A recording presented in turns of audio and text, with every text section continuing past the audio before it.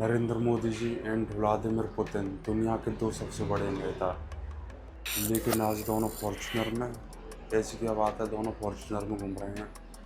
तो बात कुछ ऐसी है, व्लादिमीर पुतिन का भारत दौरा है, वो भी 4 साल बाद, और मोदी जी उनको लेने गए थे दिल्ली एयरपोर्ट पे, और वो सारे रूल्स तोड़कर वो खुद ही उनका स्वागत किया मोदी जी ने, व्लादिमीर पुतिन का। और दोनों उसके बाद एक ही गाड़ी में आए फॉर्च्यूनर में। तो सारी मीडिया वगैरह और पूरे देश के लोग ये कह रहे हैं कि ये ऐसा क्या है कि मोदी जी अपनी मर्सिडीज़ वगैरह छोड़कर, अपनी रोल्स रॉयस छोड़कर इस फॉर्च्यूनर में आए हैं। ऐसी क्या बात है जो साधारण सी गाड़ी में आए हैं, करोड़ों की गाड़ियाँ छोड़कर। तो इस वीडियो में हम इसी चीज़ के ऊपर बात करेंगे और जानेंगे क्या कारण हो सकते हैं जो मोदी जी और पुतिन इस गाड़ी में फॉर्च्यूनर में आए। सोचिए, जिनके पास मर्सिडीज़, BMW और जैसी गाड़ियाँ हों, बुलेट प्रूफ हो भी, वो उन छोटी सी साधारण सी गाड़ी में आए। पर छोटी तो नहीं कह सकूँगा, छोटी तो नहीं है खैर, पर यह है कि साधारण सी गाड़ी में क्यों आए। क्या ये सिर्फ एक कैजुअल मूवमेंट था, या फिर इसके पीछे कोई डीप पॉलिटिकल कनेक्शन छुपा हुआ है, या पॉलिटिकल कोई मिस्ट्री है इसके पीछे, क्या है। यही चीज़ें आगे हम इस वीडियो में देखेंगे। दिल्ली एयरपोर्ट से निकलते ही दोनों नेता एक ही गाड़ी में दिखे, फॉर्च्यूनर में, वाइट कलर की फॉर्च्यूनर, और दोनों नेता एक ही गाड़ी में एक ही साथ बैठे हुए बहुत मौज मस्ती में दिखे। इसके 3 बड़े ही कारण हो सकते हैं।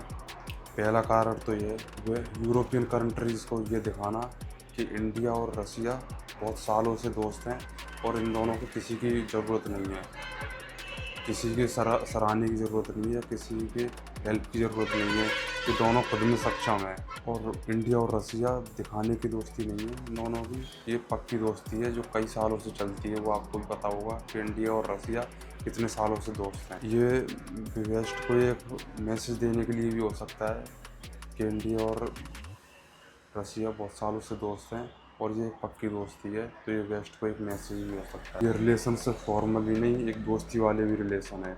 ये दो कंट्रीज़ की जो ट्रेड वगैरह होती हैं वो सिर्फ फॉर्मली नहीं है, बहुत पक्की दोस्ती है, जिससे घर परिवार में जैसे रिलेशंस होते हैं वैसे हैं, ये लोग दिखाना चाहते हैं। ये एक डीप मैसेज होता है पॉलिटिकल वालों का, पॉलिटिकल लीडर्स का एक डीप मैसेज होता है, जो कुछ लोग ही समझ पाते हैं। जो बहुत कम मूवमेंट्स में बहुत सारी बातें कह जाते हैं लीडर्स, जो बहुत सारे लोग समझ नहीं पाते, कुछ इंटेलिजेंट लोग ही फोकस कर पाते हैं इन चीज़ों के बारे में। तीसरी रो में इंटरप्रेटर कंफर्टेबली बैठ सकते हैं, जिसके कारण शायद ये फॉर्च्यूनर ली हो मोदी जी ने, ये भी कह सकते हैं। और सबसे बड़ी बात, सब चीज़ों से एक आम इमेज भी बनती है, जिससे जनता कनेक्ट कर पाए, जिससे आप समझ रहे होंगे, जैसे जनता कनेक्ट कर पाए, जिससे गरीब लोग और देश की जनता कनेक्ट कर पाए, जिससे कि मोदी जी और भी बाकी लीडर्स एक सिंपल सी गाड़ी में गए, और जो बहुत सारे लोगों के पास होगी, और जो बड़ी गाड़ियाँ होती हैं वो बहुत सारे लोगों के पास होती नहीं है। तो ये एक चीज़ हो सकती है। डिप्लोमेसी में एक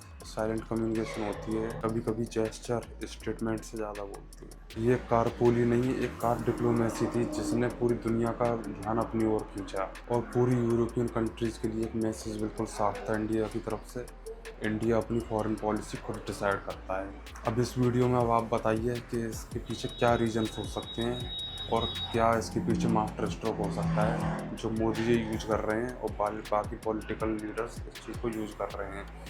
तो जितना भाई को आता था उतना मैंने बता दिया। अब आप आगे बताइए इस वीडियो में कमेंट करके, और जो भी आपको लगे कि जो रीजन्स हो सकते थे या फिर होने वाले हैं, वो आप मुझे बताइए कमेंट करके। बाकी वीडियो अच्छी लगी हो तो सब्सक्राइब करिए और जुड़े रहिए इस चैनल के साथ। आगे बहुत सारी वीडियोज़ आती रहेंगी। धन्यवाद, नमस्कार, जय हिंद, जय भारत।